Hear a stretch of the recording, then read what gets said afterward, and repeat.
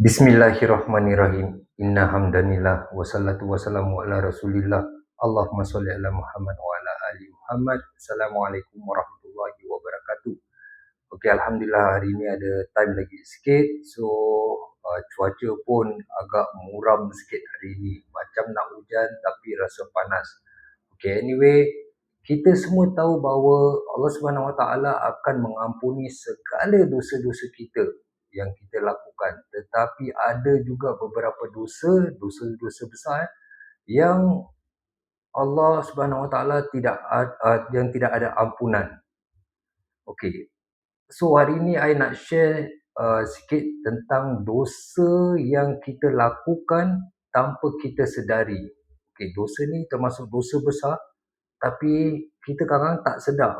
Kita rasa ini perkara biasa, tapi benda ni adalah dosa yang sangat besar dan dosa ini adalah dosa syirik. Okay, mari kita dengar firman Allah Subhanahu Wa Taala di dalam surah An-Nisa ayat ke-48. Inna Allah la yaghfiru ay yushraka bihi wa yaghfiru ma duna zalika liman yasha wa may yushrik billahi faqad iftara ithman azima. Okay, artinya sesungguhnya Allah tidak akan mengampuni dosa kerana mempersekutukannya, iaitu syirik, tetapi dia mengampuni apa dosa yang selain syirik itu bagi siapa yang dia kehendaki. Siapa pun yang mempersekutukan Allah sungguh telah berbuat dosa yang sangat besar. Di dalam surah yang sama, surah An-Nisa ayat ke-137, Allah Subhanahu Wa Taala berfirman, Innal lazina amanu summa kafaru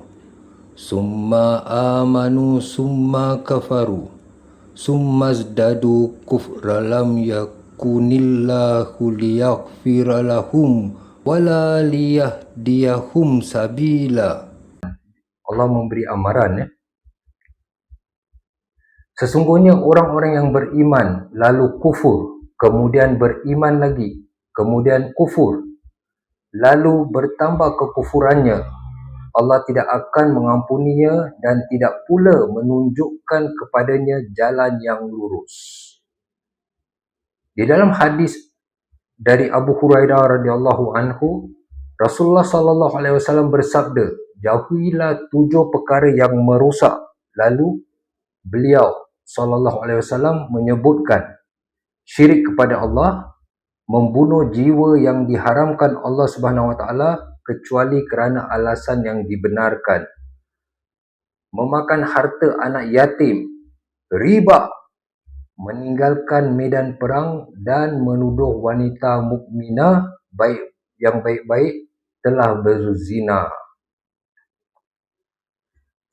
Okey, now kita dah nampak amaran daripada firman Allah Subhanahu Wa Taala di dalam surah An-Nisa dan juga hadis daripada Abu Hurairah.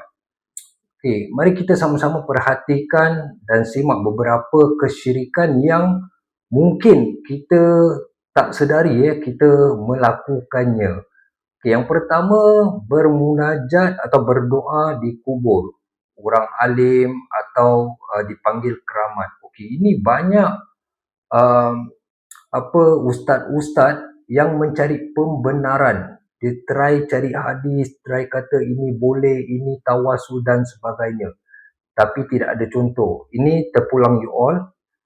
For me, my job untuk sampaikan aja. Okay, so bermunajat, berdoa orang kat kubur, kita pergi kubur wali ke, keramat ke apa-apa, kita pergi sana. Okay, so kita lihat firman Allah di dalam surah Al-Fatir ayat 13.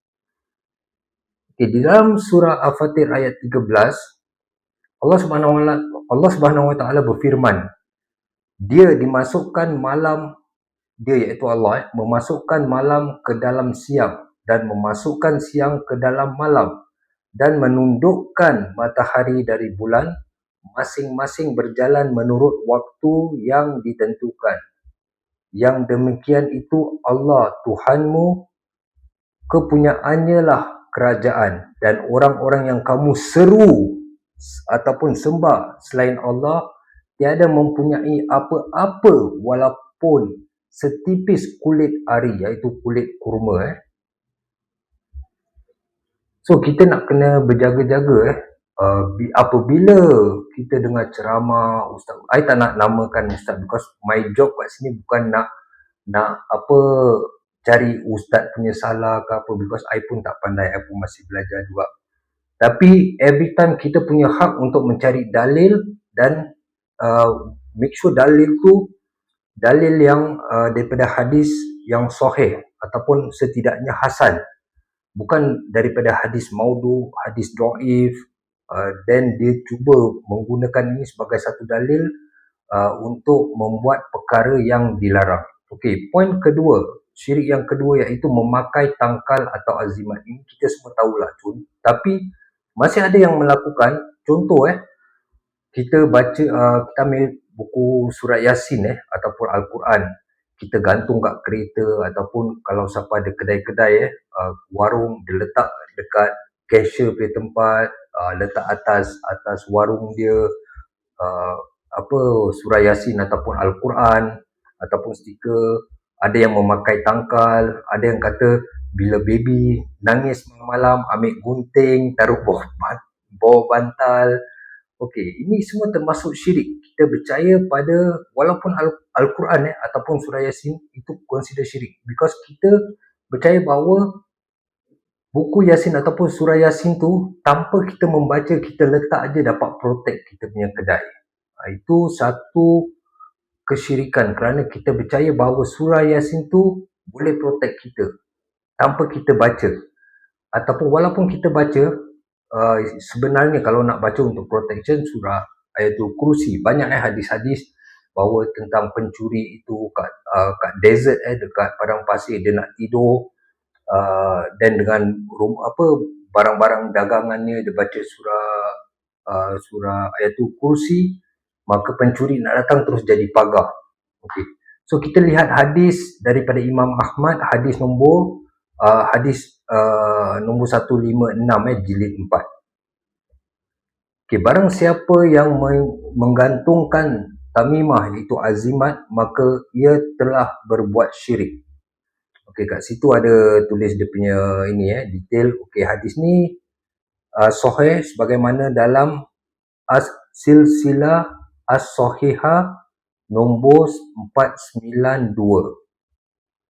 Yang ketiga, kita percaya pada astrologi, horoskop ataupun superstitious.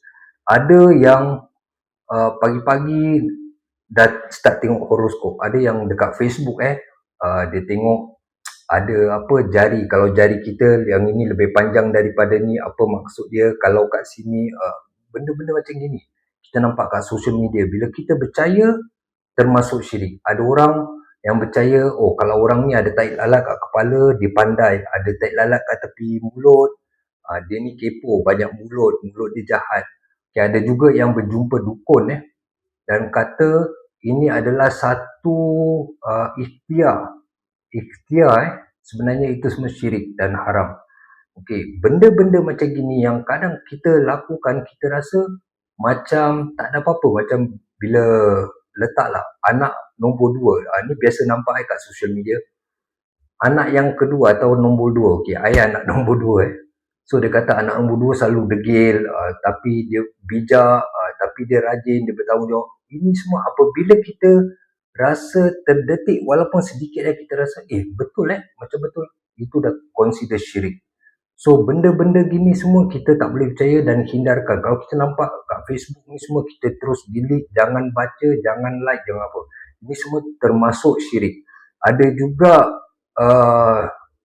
hadis. I nak share satu hadis daripada Ibnu Abbas radhiyallahu anhu bahawa Rasulullah sallallahu alaihi wasallam pernah bersabda, barang siapa mengambil ilmu perbintangan, maka ia bererti telah mengambil salah satu cabang sihir, akan bertambah dan terus bertambah. Hadis ini diriwayat oleh Abu Daud, hadis nombor 3905. Dan daripada Ibnu Majah, hadis nombor 3726. Dan Imam Ahmad jilid 1, hadis nombor 311. Di dalam hadis Imam Muslim pula, Rasulullah sallallahu alaihi wasallam bersabda, barang siapa yang mendatangi tukang ramal ataupun dukun, maka solatnya selama 40 hari tidak diterima. Okey, kat sini dah jelas So, kalau kita tak datang kat dukun, kita tengok astrologi, like I said, bintang, ada kata Capricorn, Virgo, Cancer. Once kita baca, the best kita jangan baca, because once kita baca, kita akan terasa iblis, syaitan akan bisik, kan sama benda ni. Jadi kita secara tak sengaja tu, kita terpercaya walaupun sedikit, itu dah terjatuh. Kita dah membuka pintu kesyirikan. Kita dah melangkahkan kaki kita kepada kesyirikan. Yang keempat yang I nak share ni ialah tentang kita mengucapkan tanpa kita tahu bahawa ini juga satu kesyirikan. Benda-benda yang biasa kita ucap. Ini hampir sama seperti ramalan, cuma bezanya kita tak jumpa dukun lah. Tapi dengan apa yang terjadi, kita percaya ni semua tentang nasib. Okey, contoh kita tak sengaja kita kata nasib baik rumah aku ada CCTV. Kalau tak, bla bla bla bla bla. Tengok, dia kata nasib baik ada CCTV. So dia yakin, dia percaya CCTV tu yang selamatkan dia. Padahal CCTV tu cuma asbab. Okey, ini pun satu kesyirikan. Lagi satu kasih contoh. Nasib baik anjing orang sebelah tu gonggong. Kalau dia tak gonggong, aku tak terbangun, pencuri dah masuk. So dia yakin dan percaya bahawa anjing tu yang menyelamatkan, yang membangunkan dia tidur dan menyelamatkan dia ataupun rumah dia. Sebenarnya Allah Subhanahu Wa Taala yang melakukan segala-galanya, buat anjing tu gonggong, buat kita bangun ni semua. Apabila kita ucapkan seperti itu, nampak seperti biasa, sebenarnya itu termasuk syirik. Ada juga yang hampir aksiden, dia bawa kereta hampir aksiden, tapi dia sempat mengelak. Dia kata nasib baik aku sempat mengelak, aku tepis. Okay. Ada yang kata tengok aku punya skill, nasib baik aku cepat. Itu semua dah termasuk riak, dah termasuk syirik juga. Dia percaya bahawa dialah yang dapat menyelamatkan kerana dia punya skill, kerana dia punya fokus. Tapi sebenarnya itu semua gerakan daripada Allah Subhanahu Wa Taala. Yang kelima, kita menyebut nama. Okey, kita berdoa bermula dengan pujian kepada Allah Subhanahu Wa Taala seperti biasa. Alhamdulillah, subhanallah, walhamdulillah, wala ilaha anything, ya zal jalali wal ikram, ya hayyu ya qayyum. After kita dah puji Allah, kita berselawat. Tapi instead of berselawat, kita mengucapkan ya Allah dengan melalui kedudukan Rasulullah. Okey, ini menjadi syirik. Okey, because melalui, that means kita, apabila kita kata melalui si fulan atau melalui Kaabah, melalui Al-Quran, melalui Rasulullah, kita sama seperti apa yang Nasrani buat ataupun orang-orang penyembah berhala. Mereka zaman jahiliah, mereka tahu Allah tu Maha Pencipta, Allah itu Tuhan, tapi mereka menyembah berhala dan pada mereka berhala tu satu perantaran. Melalui berhala tu baru Allah Subhanahu Wa Taala menerima doa. So ini bukan satu tawasul tapi kesyirikan. Ulama bersepakat kita boleh bertawasul dengan ibadah yang kita lakukan, seperti cerita yang tentang 3 orang yang di dalam gua kita tahu cerita tentang tu. Okey, ini merujuk kepada kitab Mutafakun Alaihi. Okey, dalam hadis Bukhari 2272 dan Muslim 2743. Okey, yang 3 orang tu berdoa, ya Allah, jikalau perbuatan itu benar-benar aku kerjakan ikhlas kerana mengharapkan wajahmu ataupun mengharapkan keredaanmu, maka hilangkanlah kesulitan berupa batu besar yang ada di hadapan kami. Okay. After mereka baca doa tu, gua yang tertutup tu terus terbuka sedikit demi sedikit sampai mereka dapat keluar daripada gua tu. Okay. Tawasul dengan apa yang kita lakukan seperti cerita tadi tu, kita boleh, ulama bersepakat kita boleh kita lakukan ibadah-ibadah apa yang kita lakukan dengan mengharapkan keridaan Allah, mengharapkan kasih sayang Allah. Kita boleh bertawasul dengan amalan kita, tapi seperti for me lah, ini pendapat I personally, seperti apa yang kita lakukan ni, ibadah ni seperti tak ikhlas. Kita mengungkit balik, kita buat kita nak keridaan Allah, tapi kita mengungkit balik kerana kita nak something pula. Bila kita praktis macam gini, iblis ni, syaitan akan membisik, membuat kita semakin rosak. Jadi setiap kali kita buat satu, kita dah tak ikhlas lagi. Kita nak buat because kita fikir, aku buat satu perkara ni, satu ibadah ni, kedepannya kalau aku perlukan sesuatu, aku akan gunakan ibadah ni sebagai tawasul. So ini my pendapat personal, bukan pendapat ulama. Kalau I salah, so tolong betulkan. Okay, yang keenam, exaggerate. Okay, exaggeration, berlebih-lebihan terhadap Rasulullah sallallahu alaihi wasallam. Ini banyak yang terjadi yang kita boleh nampak. Ada yang di dalam ceramah ataupun dalam satu pengajian mereka kata, sekarang waktu ni Rasulullah sallallahu alaihi wasallam hadir, dia lihat apa yang kita buat, dia nampak, dia membawa rahmat. Ini semua meletakkan Rasulullah sallallahu alaihi wasallam sama kedudukan dengan Allah Azza wa Jal, sifat-sifat Allah. Okay, because Rasulullah tak beri kita rahmat, yang memberi kita rahmat adalah Allah Subhanahu wa taala. So Allah Subhanahu wa taala berfirman di dalam surah An-Nisa ayat 171. La taghlu fi dinukum. Okay, maksudnya janganlah kamu melampaui batas dalam agamamu. Okay, berlebih-lebihan dalam memuji Rasulullah sallallahu alaihi wasallam juga telah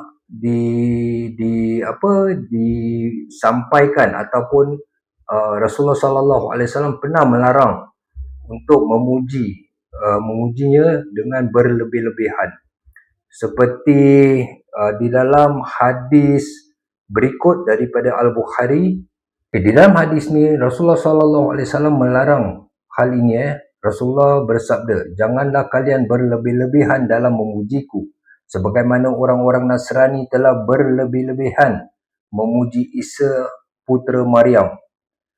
Aku hanyalah hambanya, maka katakanlah Abdullah wa rasuluhu, hamba Allah dan rasulnya. Okay, ini hadis Al-Bukhari, hadis nombor 344, juga daripada At-Tirmizi dan sebagainya. Kita boleh tengok detail. Yang ketujuh, bersumpah selain daripada Allah. Okay, ini pun kadang-kadang I pernah dengar, even up to today, I masih dengar when I travel di beberapa negara, especially in Asia. Ini pun terjadi di Europe, when I was in UK pun pernah dengar. Ada orang kata, like kat sana I pernah dengar, I swear by Allah, by Rasulullah. Okay, kalau kat sini ada dekat Asia, like Singapore, Malaysia, Indonesia, Southern Thailand, ni semua yang cakap Melayu pun ada. I pernah dengar. Ada yang kata, aku bersumpah demi Allah, demi Rasul, demi Quran. Okay, when kita bersumpah demi Rasul, demi Quran, itu semua termasuk syirik. Okay, kita hanya boleh bersumpah dengan nama Allah, demi Allah, bukan demi Rasul, bukan demi Al-Quran dan sebagainya. Ada juga yang mengatakan aku bersumpah atas jasad nenekku, atas jasad bapakku. Ada juga yang mengatakan gitu. Dalam hal ni, Nabi SAW bersabda, sesungguhnya Allah Azza wa Jal melarang kalian bersumpah atas nama nenek moyang kalian. Barang siapa yang ingin bersumpah, maka bersumpahlah atas nama Allah atau lebih baik diam. Okay, hadis daripada Bukhari juga. Okay, Rasulullah juga bersabda, barang siapa yang bersumpah atas nama selain Allah, maka dia telah berbuat kekufuran atau kesyirikan. Okay, now ke-8. Okay, ada 10 je. Now ke-8. Percaya pada orang yang boleh lihat benda yang gaib. Ini pun danger juga, dan kadang-kadang ada orang pun melakukannya. Seperti ada orang kata dia boleh nampak hantu, nampak setan, nampak jin. Kalau dekat Indonesia dia kata orang indigo. Oh, aku boleh nampak ni. Oh, dia ni anak aku ni dia boleh nampak benda-benda. Ataupun ada yang katakan aku boleh nampak apa yang akan terjadi, like prediction. Ataupun kita terjumpa kawan kita ataupun ada orang jumpa, I know what you are facing, like aku tahu apa yang kau lalui sekarang. Okay, benda-benda gini semua apabila kita percaya itu semua termasuk syirik. So bila orang kata dia ternampak hantu, ternampak jin, dia boleh nampak future kau, apa yang akan jadi, dulu apa yang terjadi, benda-benda gini semua adalah syirik apabila kita percaya. Firman Allah di dalam surah An'am ayat 65. Allah Subhanahu Wa Taala berfirman, tidak ada seseorang pun di langit dan di bumi yang mengetahui perkara yang gaib kecuali Allah, dan mereka tidak mengetahui bila mereka akan dibangkitkan. Yang kesembilan, riak. Ini riak ni adalah satu penyakit danger ni. Okey, menunjukkan dan memberitahu orang kebaikan diri sendiri. Okay, tunjuk orang di sosial media, aku tengah sedekah ni, ni aku tengah buat ni, aku buat amal, aku sedekah, aku macam-macam lah. Kita tak salah kalau kita tunjuk, buat video, tunjuk orang, especially contoh, ini saya kasih contoh dia collect derma, ada orang kasih dia duit untuk dia lakukan sedekah. Mungkin contoh I kirim duit ke Sudan. Then orang kat Sudan tu, I tak minta, tapi orang kat Sudan tu dia nak yakinkan, dia send me video, dia kata, okay, duit kau aku dah beli kambing ni, ni aku dah sedekahkan untuk ni. Dia tunjuk, dan dia tunjuk orang lain dengan niat dia tu nak motivate orang, nak mengajak orang pada kebaikan. Okay, itu dibolehkan. Tapi kalau kita nak tunjuk orang, aku buat, aku aktif in this charity work, aku buat ni, ini semua termasuk riak. Juga bila kita bilang orang, aku lakukan ini, aku lakukan itu, aku buat ni, buat tu. Bila kita bilang orang semua kebaikan kita, aku ada buat ni, aku buat tu, buat ni, aku dulu jaga orang ni, ini semua termasuk riak. Dan riak juga termasuk syirik. Okay, solat tahajud, ada kat social media yang posting like salam tahajud, dia buat satu post salam tahajud. Itu pun satu riak, kerana itu mustahil dia nak mengejutkan, nak membangunkan orang untuk solat tahajud atau mengingatkan orang untuk solat tahajud. Because kalau kita kata nak membangunkan orang untuk solat tahajud, apabila dia buat posting, takkan orang tengah tidur boleh terbangun dengan postingan itu. Ini we think about logic lah. So bila kita lakukan itu, orang terbangun mungkin dah pukul 10, pukul 11, dia baru nampak posting tu, dia nak menunjukkan bahawa aku bangun untuk solat tahajud. Itu semua termasuk riak. Baca Quran, solat, upload video, waktu tawaf, ini banyak kat sini I tengok nak pergi umrah tu, I tak kata salah, tapi I pun tak nak judge mereka punya perbuatan. Tapi apa yang I fikir, kebanyakan mungkin mereka mampu, tapi still like cari hotel yang bagus-bagus, dia ambil video kat hotel, dalam hotel dia tunjuk dia punya sejadah menghadap Kaabah, dan waktu tawaf, itu semua akan mendatangkan riak, menunjukkan aku dah sampai sini, aku dah melakukan umrah dan sebagainya. Kita harus berhati-hati dengan tipu daya syaitan. Apabila ibadah yang kita kerjakan beralih kepada mendapatkan pujian ataupun attention manusia, itulah riak. Hadis untuk kita renungkan. Hadis ini daripada Mahmud bin Labid. Rasulullah SAW bersabda, sesungguhnya yang paling ku khawatirkan akan menimpa kalian adalah syirik asghar. Syirik asghar. Okey. Para sahabat bertanya, apa itu syirik asghar, wahai Rasulullah? Beliau bersabda, syirik asghar adalah riak. Allah Ta'ala berkata pada mereka yang berbuat riak pada hari kiamat ketika manusia mendapat balasan atas amalan mereka. Pergilah kalian pada orang yang kalian tunjukkan perbuatan riak di dunia. Lalu lihatlah apakah kalian mendapat balasan dari mereka. So, apa yang kita tunjukkan, kita nak orang tahu, kita nak orang lihat dengan apa ibadah yang kita lakukan. Kita bilang orang apa yang kebaikan yang kita buat. Walaupun bukan ibadah, kita buat sesuatu yang baik, kita dah bilang orang semua, itu semua termasuk riak. Dan apabila di akhirat nanti Allah akan bilang kita, kau pergilah pada orang-orang yang kau tunjuk tu. Pasal kita nak pujian, pergi pada orang-orang yang kau tunjuk tu. Tak ada manfaat, dia tak boleh kasih apa-apa.